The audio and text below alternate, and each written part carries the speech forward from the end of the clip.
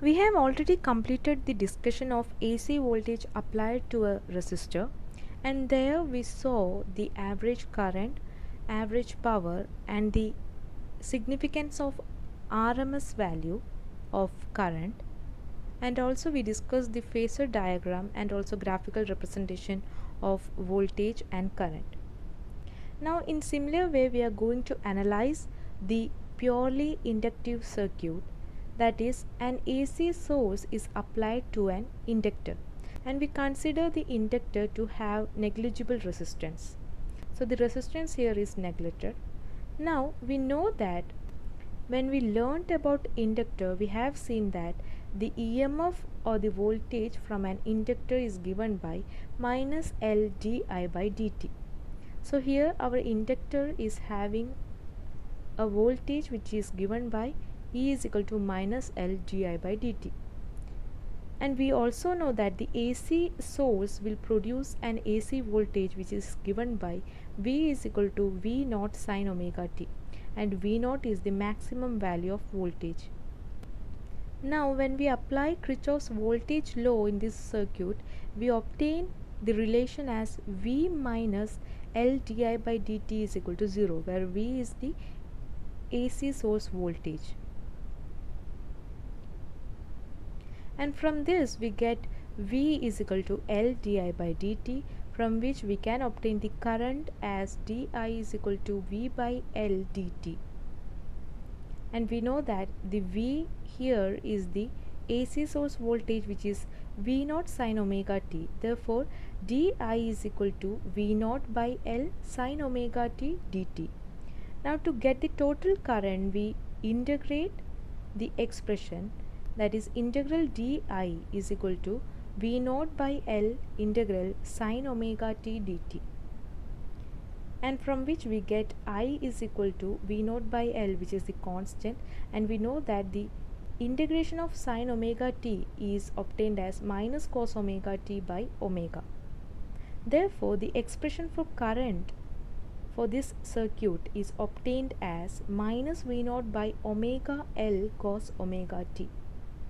And if we compare the expression of current that we obtained previously, we can write V naught by omega L as I naught, that is the maximum current.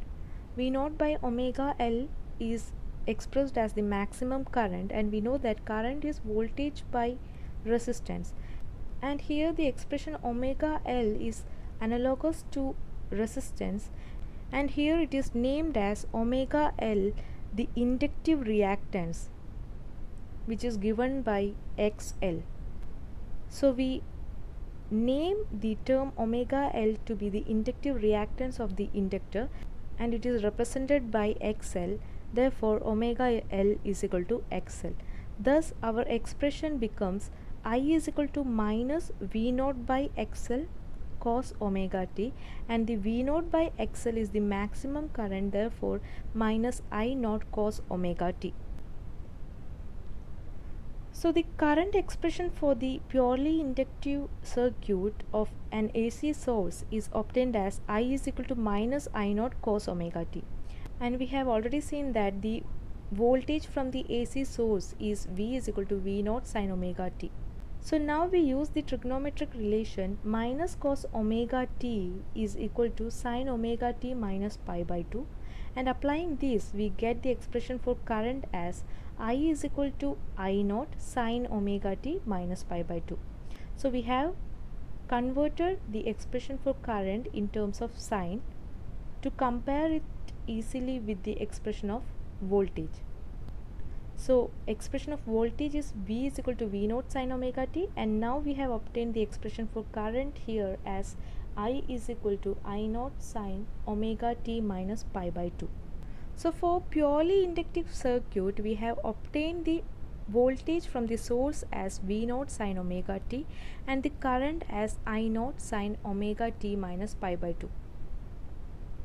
If you remember in the previous case, that is for a resistive circuit, we had V as V naught sin omega t as well as I as I naught sin omega t. That is, both the expressions were in phase. But here you can see that there is an angular difference of pi by 2. So we can say that current lags behind the voltage by 90 degree or by an angle of pi by 2. So there is a phase difference between voltage and current, unlike the purely resistive circuit. Now coming to the phasor diagram, for an angle of omega t we can represent the voltage as shown here, and the magnitude here is the maximum magnitude, which is Vm. Now to represent current, we know that there is a phase difference of pi by 2. That is, with this voltage a pi by 2 angle difference is made by the current. We know that voltage is V naught sin omega t, whereas the current is I naught sin omega t minus pi by 2. So if this represents V naught sin omega t, then current will be in this quadrant, that is sin omega t minus pi by 2. So there is a difference of pi by 2, and therefore we represent the current in this quadrant. So here we have represented the current, which is making a 90 degree difference with the voltage, and the magnitude here is the maximum magnitude of the current, that is Im. So this is how we represent the phasor diagram for purely inductive circuit, and we can clearly see that both current and voltage have a phase difference of pi by 2. Now coming to the graphical representation of voltage and current for this circuit, we know that voltage is given by V naught sin omega t and current is given by I naught sin omega t minus pi by 2. Now when omega t is having value 0, voltage will be 0, because sin omega t we will put omega t 0, that is sin 0 makes the expression 0, therefore voltage at omega t equal to 0 is 0. But coming to current, we can say that when omega t is 0, the expression becomes I is equal to I naught sin minus pi by 2, which makes the value as minus I naught. We know that sin minus theta is equal to minus sin theta, and sin minus pi by 2 therefore is minus 1. Therefore I is minus I naught. Therefore the value when omega t equal to 0 for current is obtained as minus I naught.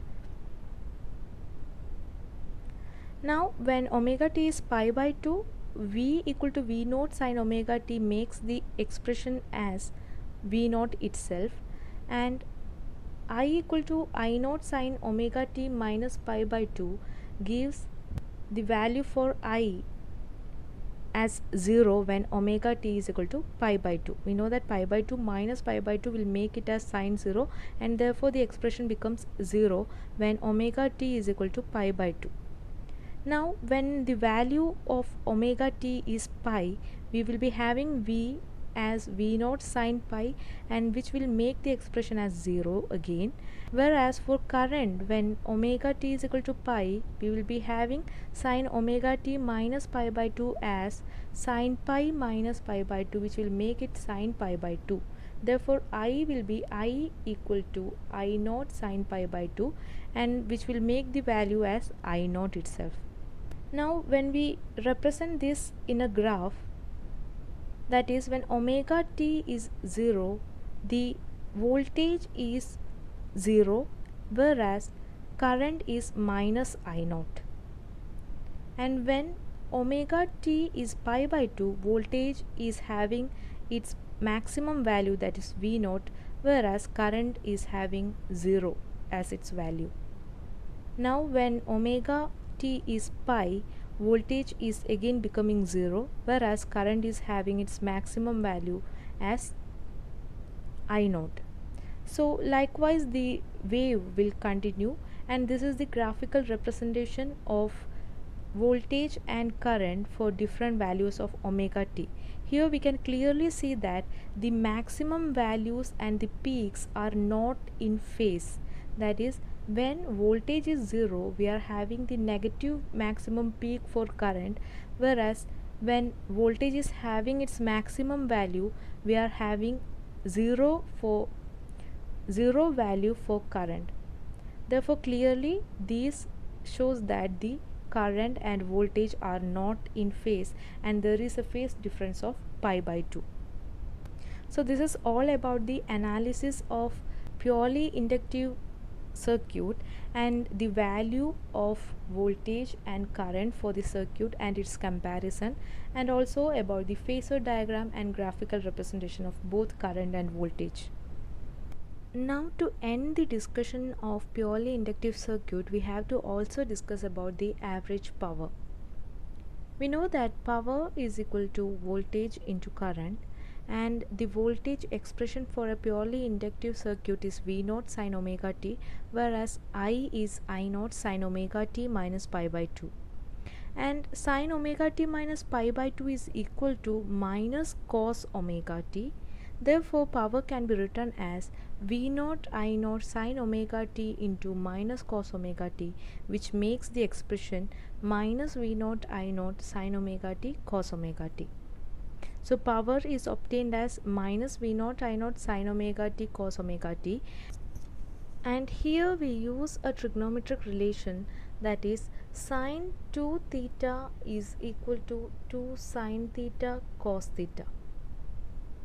So this is a trigonometric relation that we already know, and applying this trigonometric relation here, we can write sin omega t cos omega t as sin 2 omega t by 2. Therefore, the power expression becomes minus V0 I0 sin 2 omega t by 2.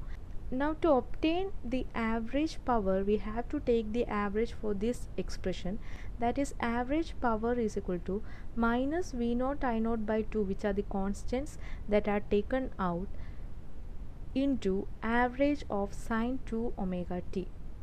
And we have already seen that for a complete cycle, sin 2 omega t will give an average value as 0, because in a complete cycle there will be one equal crest and one equal trough for this expression, and thus for a complete cycle we will be having the average value of sin 2 omega t as 0.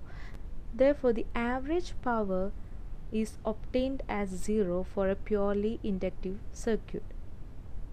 Thus, average power supplied to an inductor over a complete cycle is 0.